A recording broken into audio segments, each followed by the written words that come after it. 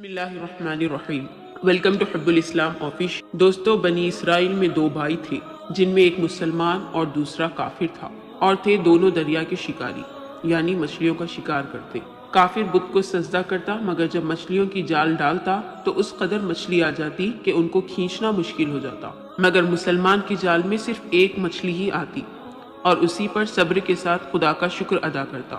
اتفاقاً ایک روز اس مسلمان کی بیوی اپنے مکان کی چھت پر گئی اور اس کی نظر کافر کی بیوی پر پڑی جو زیور اور بہترین لباس سے آراستہ تھی۔ یہ دیکھ کر مسلمان کی بیوی کے دل میں وسوسہ پیدا ہو گیا کہ کاش میں بھی ایسی ہوتی۔ تو کافر کی بیوی بولی، تو اپنے شوہر کو آمادہ کر لے کہ وہ میرے شوہر کے معبود یعنی بت کی عبادت کیا کرے، تاکہ تو بھی میری طرح مالدار ہو جائے۔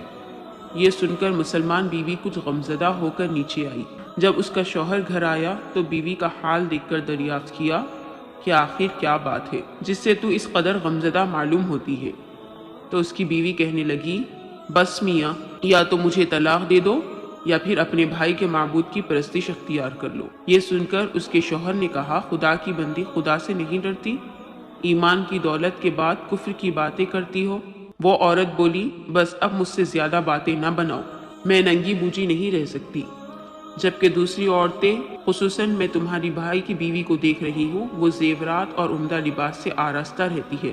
جب اس مرد مومن نے دیکھا کہ وہ ضد پر اتر آئی ہے تو اس نے تسلی دی اور کہا کہ گھبرا نہیں، میں کل سے مزدوروں میں جا کر محنت کر کے تجھے روزانہ 2 درہم دیتا رہوں گا، ان 2 درہم سے اپنے کچھ حالات درست کر لینا۔ یہ سن کر عورت کو کچھ تسکین حاصل ہوئی۔ صبح سویرے مرد مومن مزدوری کی تلاش میں نکلا، لیکن کسی نے اس کی بات نہ مانی۔ وہ پھرتا رہا لیکن کسی نے اس کی مدد نہیں کی۔ بالآخر مایوس ہو کر وہ دریا کے کنارے پہنچا اور شام تک اللہ کی عبادت میں مصروف رہ کر رات کو جب گھر آیا تو بیوی نے دریافت کیا، میاں آج تم کہاں تھے؟ وہ کہنے لگا، بادشاہ کی خدمت میں تھا، بادشاہ نے مجھ سے 30 دن کا کام کرنے کی شرط رکھی ہے۔ اس کی بیوی بولی، آخر وہ بادشاہ تم کو کیا دے گا؟ اس نے جواب دیا، میرا بادشاہ بڑا کریم ہے، اس کے خزانے مال و دولت سے بھرے پڑے ہیں، وہ مجھے دے گا جو میں چاہوں گا۔ چنانچہ وہ اسی طرح وہ اپنے معبود برحق کی عبادت میں مصروف رہا۔ 30ویں رات ہوئی تو بیوی نے کہا، سنو میاں، اگر کل تم نے مجھے مزدوری لا کر نہیں دی تو تم مجھے طلاق دے دینا۔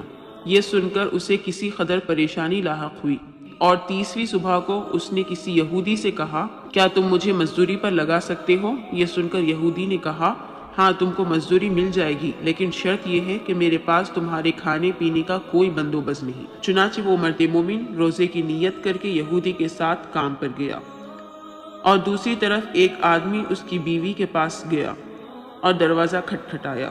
جب اس کی بیوی باہر نکلی تو اس آدمی نے اس کو اشرفیاں دی اور کہا، یہ تمہارے شوہر کی مزدوری ہے، تمہارا شوہر 29 دن سے بادشاہ کے کام میں تھا، یہاں تک کہ تمہارے شوہر نے بادشاہ کو چھوڑ دیا۔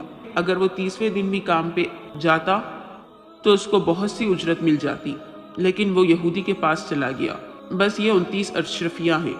چنانچہ وہ عورت اس میں سے ایک اشرفی لے کر بازار گئی۔ سنا نے جب اشرفی دیکھی تو اس نے 1000 درہم کی قیمت عورت کے حوالے کر دی۔ جب شام کو وہ آدمی گھر آیا تو عورت نے اس سے دریافت کیا، آج تم کہاں تھے؟ اس نے جواب دیا، آج میں ایک یہودی کے ساتھ کام پر تھا۔ اس کی بیوی نے کہا، آخر بادشاہ کی خدمت ترک کر کے تم دوسروں کی خدمت کیوں کرتے ہو؟ پھر اپنے شوہر کو اشرفیوں کا واقعہ سنایا، جس کو سن کر وہ مرد مومن روتے روتے بے ہوش ہو گیا۔ جب اس کو ہوش ہوا، افسوس کہ میں نے بادشاہ دو جہاں کی خدمت کا حق میں نے اپنے اوپر لازم نہ کیا۔ اس کے بعد آدمی نے عورت کو چھوڑ دیا اور پہاڑوں پر چلا گیا، جہاں خدا کی عبادت میں مصروف رہ کر بقیہ زندگی گزار دی، اور وہیں اس کا انتقال ہو گیا۔ پیارے دوستو، اللہ کے خزانوں میں کوئی کمی نہیں، جس کا صلہ وہ اپنے بندوں کو ضرور دیتا ہے۔ اللہ تعالی ہم سب کو صبر و شکر کے ساتھ رہ کر زندگی گزارنے کی توفیق عطا فرمائے، آمین یا رب العالمین۔ ویڈیو اچھی لگی ہو تو please like, share and subscribe to my channel. فی امان اللہ۔